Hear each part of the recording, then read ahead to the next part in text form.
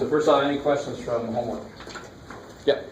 Number 79, 5.3. Which one, sir? 79, 5.3. 5-3?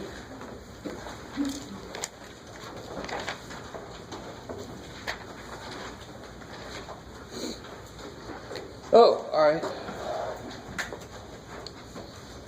So we got a box.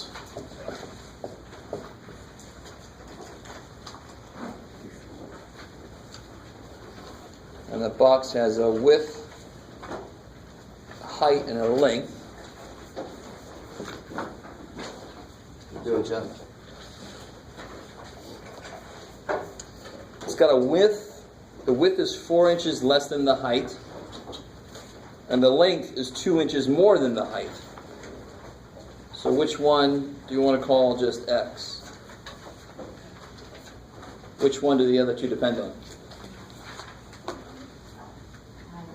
Good morning, guys. How you doing? Hey, Jeff. How's it going, man? So remember, it's almost, you can almost just say whatever you hear the most when you have more than two things. I mean, you have three things. Two of them depend on the height, right? So it says width 4 inches less than the height, and the length is 2 inches more than the height. So I got to know what the hell the height is first. If I knew what the height was, beautiful. Then it says the width 4 inches less than that. X minus 4. And the length is 2 inches more than the height. X plus? Yeah, 2 inches more than that. X plus 2. Is that cool so far? Were you okay with that part, or? No, why is Okay, I got you. I can tell from your face. Your face is saying, "Yeah, dude, that's fine." So what the hell is a volume? Well, they say h is the height. Screw them. We'll make x the height. What's the volume in general for something with width, length, and height? What's the volume in general for that? Multiply them. Multiply them. It's crazy, right? And again, where was it? In the very back, if you hit any geometry questions, hey, look at all the geometry stuff they got back there. It's insane. It's always good to know what's in the front of your book, what's in the back of the book, what kind of answers you get, whatever math course you get into. That's the first thing you look in the book, is what the hell do they got for me? So I know the volume of any rectangular solid is length times width times height, and then I just fill in what they are, right? So part A is not too bad. You just put width in there, bam. Length in there, bam. And the height, bam. You multiply that out. And then part B just says, all right, let H or X for us be 25. So just plug a 25 in. Does that make sense? I mean, that's really all you got to do. Yes, ma'am. Can you do 85? Same section. 85? Yeah. 5.3, right? Yeah. So the toy rocket. Right.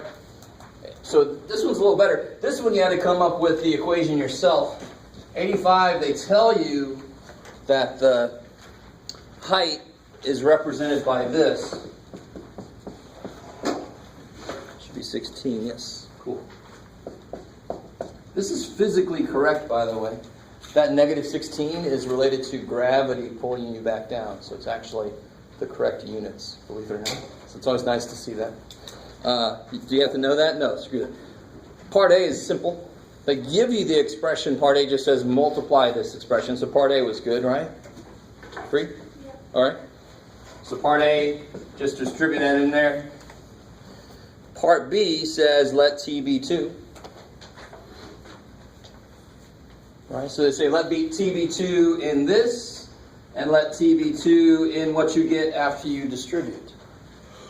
So after you distribute, what do you get when you distribute? 64 plus 16t.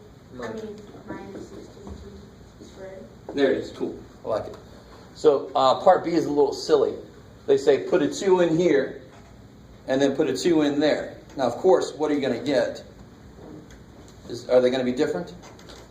If you put a 2 in this one for t, and you put a 2 in this one for t, could they be different? Why not? Because this is this, right? These are the same thing. we just multiply that together to get it. They're the same thing. So if you let t be 2 here, or you let t be 2 there, you're going to get the same thing. That's the point they're trying to make. Is that cool? All right. And as part C says, or your answer is the same. You're like, well, yeah, duh. It's the same formula. Maybe. All right. Man, you guys look tired and dejected. Chargers lost. This is true, but we're San Diego. We should be used to that by now. Right? So get over it. Yeah. Oh, sorry. She's been waiting for a while.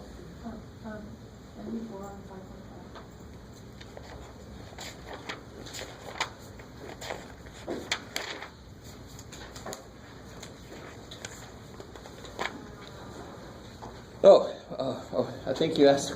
So we still haven't officially covered the science of notation yet, so we'll get to that. Anything else from homework? 82 and 5.3.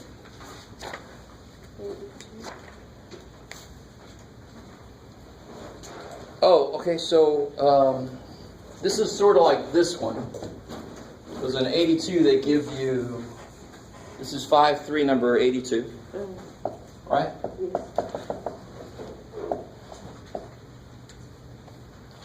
They tell you a rectangular garden has a perimeter of 500 feet. And they say if one side of the garden has length x, then what must this side of the garden be? That's the question. There's a very simple way to get there, or there's a longer way to get there. Do you know how long this side is? No, we don't. So what are you going to call it? Why? Why not x? Because we already called x that side. If I call x this side, I'm saying they're both the same. I don't know they're the same. So we'll call it y. So what do you know is true? 2x plus 2y Yes, equals cool. 500. 2x plus 2y Equals 500. is 500. That's it. So which letter do we want to solve for right now? Which thing did we have to come up with the letter for ourselves? They gave me this. So what do I need to know? Why? I need to know what y is. I didn't know what y was going in. But I know this is true. How do I know this is true? Because they told me. So we will divide it by 2. So, yeah, get y by itself. Cool. Another way to do it, let me see if some of you guys are with me. If the whole way around is 500, what's halfway around? 250. If that's x, this must be the rest. Yeah. 250 minus x. So, I mean, there's two ways to get there. Either way you do it, you're going to get to that place. All right, maybe. Let's see, blah, blah, blah. Blah, blah, blah. And then part B just says plug a 50 in. And tell me what it means. All right. Is that cool? Who asked that question? All right, okay. Anything else? 5272.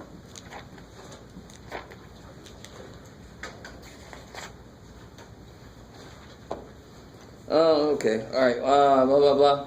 They give you the equation in the write-up. Part A just says look at the graph and estimate. So part A shouldn't be too horrible. Or is part A the bad part? All right. All right, let's see. Well, see if I can recreate this. So this is 5-2, number 72. So they give you this, and there's like 1987. 1989, 1991, and let's see, 1, 2, 3, 4, and then it goes, woo-ha!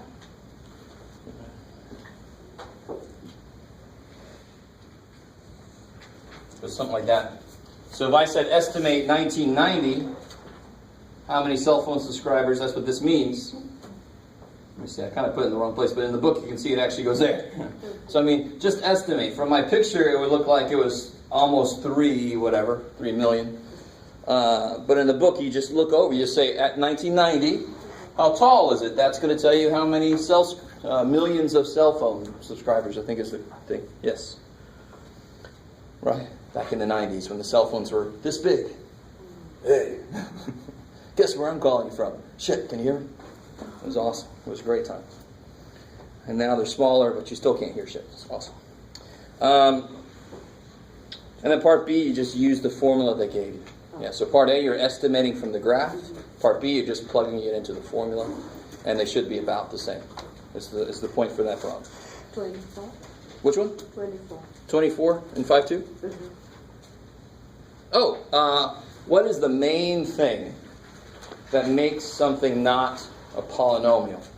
And this is on that quiz, too. A lot of guys told me something was a polynomial, and it so desperately wasn't. What makes something not a polynomial? Negative. Fractions. What kind of fractions? Be careful. If I have just 1/2 in there, it's fine. What kind of fraction in what way? Be very specific. What can't be where? Yeah. Variable on the bottom. Variable on the bottom. Can't happen. So in 24, they ask you, is this a polynomial? I can't remember. It was something like this. Is that a polynomial? No. No, because it's got 2 variables on the bottom. So no, it's not a polynomial. What can x times y, let me see if you guys get this. What can you not divide by? 1. I can divide by 1. What can you not divide by? 0. So how would the bottom become 0? What do you add to 1 to make 0? What do you add to 1 to make 0? -1. So if x times y was -1, this would be undefined, right? It would be divided by 0. So there are values I can't use for x and y. A polynomial is supposed to exist everywhere. It's supposed to be cool with any input. The minute I got a variable on the bottom, that might not be true. So it's not officially a polynomial. Okay, maybe. All right, I think it's enough. Let's get in. Last one. 36. Oh. All right, look at you sneaking it in there. Oh, 36, they're just out of order. So they give you this, and they give you this, I think. Are those like terms? Why? Because they both have one R, and they both have T. 2 T's. So they have to have the same variables and the same amount of each variable. Now when you add these together, I was getting a lot of people telling me it was something like negative T4R squared. I don't see any T4R squares there. How the hell did you get some? Right? So like terms, I got 1 of these minus 2 of these is how many of those? 1 minus 2 is -1. So I got negative RT squared. I got -1 of those. What's the only time the exponent changes? What's the only time the exponent changes? No, what's the only time? What's the only operation I could do? Multiplication or division, but that's really the same thing. Why does that make sense? Because exponents are based on multiplication. So it's crazy how much sense it makes. You can only change them doing the operation that they're based on. Right? The reason I'm making a big deal of this is because way too many people are telling me x squared plus x squared is x to the 4th. No, how did you do that? I don't see any x to the 4th. You just, I made it. Right? Very lame magic trick. But, still, magic does not belong in math, sorry. Okay.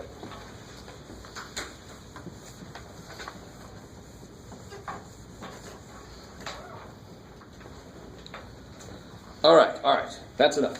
Let's do scientific notation semi-quickly, and then we'll do some division examples, and then we'll try to do some from chapter 6. All right, where were they? Here they are. So very quickly, because we should have all been exposed to this idea somewhere before. I'm going to do 2 kind of silly examples just to get the idea of it. And then we're going to see places where it makes sense to use scientific notation.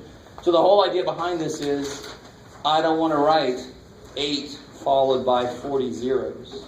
What I'm talking about, the distance from Earth to the nearest star in inches, that's going to be a large number, right? So I don't want to write tons of zeros. I just want to tell somebody, oh yeah, it's got this many zeros, or it's got this many, it's in this place, it's that big. So help me out here. 4,000, that's 4 times 1,000.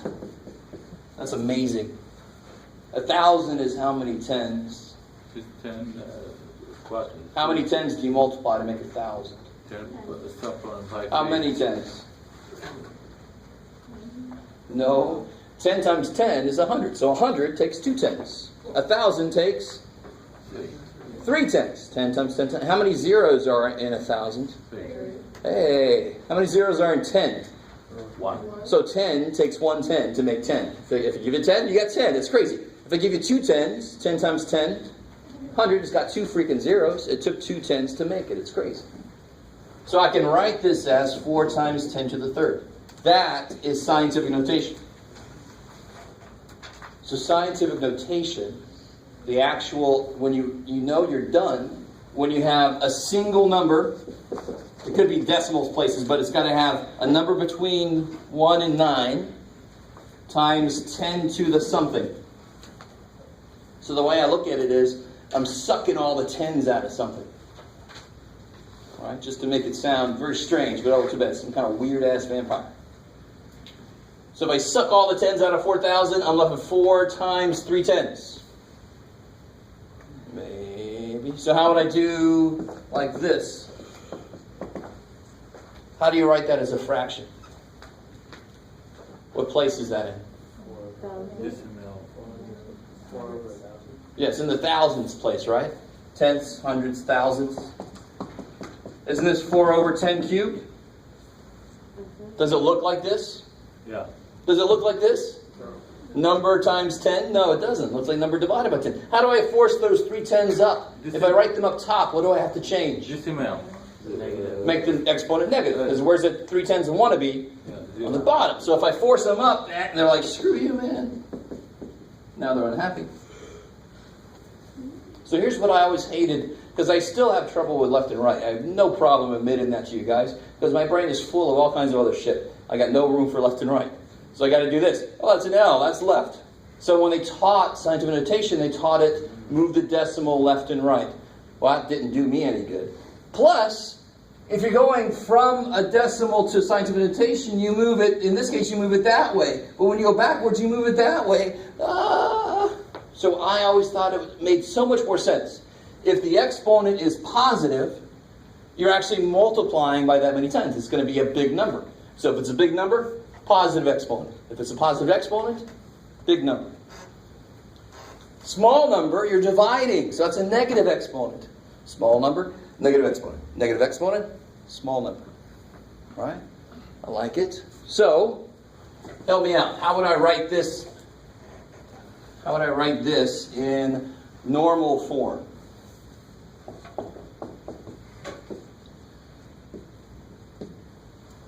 Now think about it. This was because I had to move the decimal 1, 2, 3 times, right?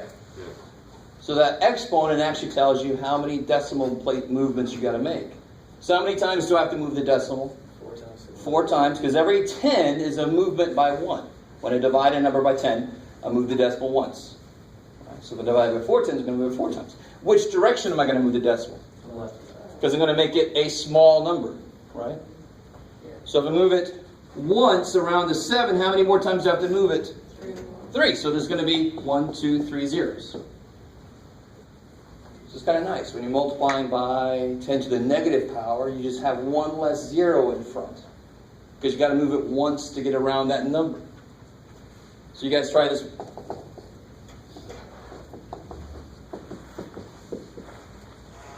Don't say anything. Just write it down. Write down what the answer is.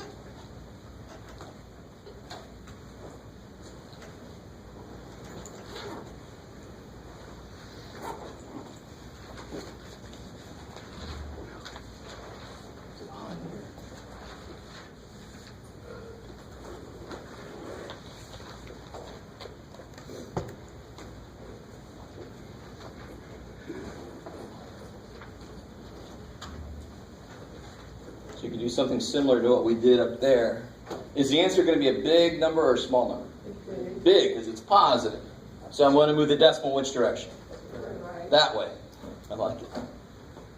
So I have to move how many times just to get around these stupid numbers? Twice. So how many zeros are there going to be? 5. Because there's 5 more times I got to move, right? Bam! Easy, let that be easy. That's just so nice compared to some of the other stuff we do in here. Let that be simple. So it'll be 1, 4, 2, 1, 2, 3, 4, 5. That's it, yeah. So what number is that? 14 million. 14,200,000. All right. Sweet. So it's just a very quick, compact way. And in fact, scientists very often they'll only look at that number. That's all they care about. That star is like 10 to the 7th miles away or something. That's all. Because this doesn't really matter as much as this does. That tells me about how big the number is. You guys semi with me here? That's another reason why we have scientific notation. So if you take chemistry or physics or astronomy, you're dealing with very large and very small numbers. So I want to have a quick way to write them. Because one thing we know about math people, we're lazy. Or we're frugal with our time. All right, so how about the other way, real quick? Write this in scientific notation.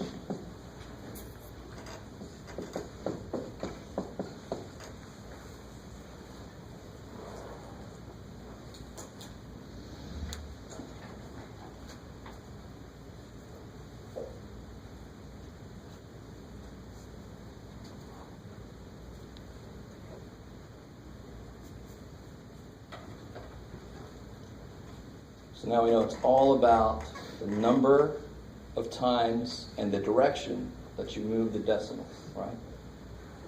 And I don't even make a direction. It's a small number. So what do I know is going to be true about the exponent? It's going to be negative.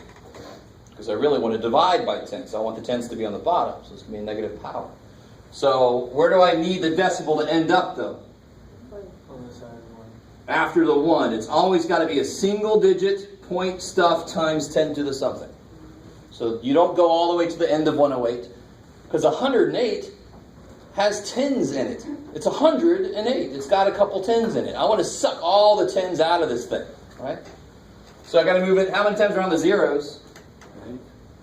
4, and then one more. So this is 1.08 times 10 to the... Beautiful. Yeah, see? That is not difficult. I have no problem just saying that. If you don't get it, you're just making too much out of it. It's not that much. Yes, ma'am? Where did you start from? At the decimal? Always. You always start counting at the decimal. Wherever the decimal currently is. I like it. Okay. So that's all I'm going to say about that. Unless you have questions later.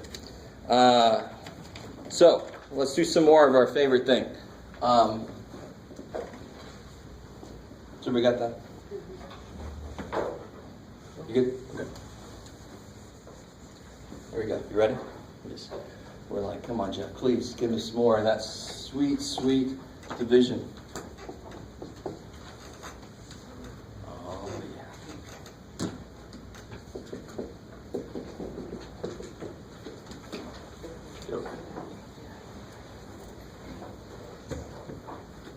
All right, so let's remember how to do this.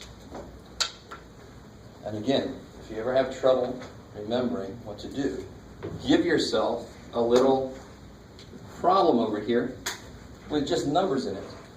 Because every step you take here, you take the exact same step there.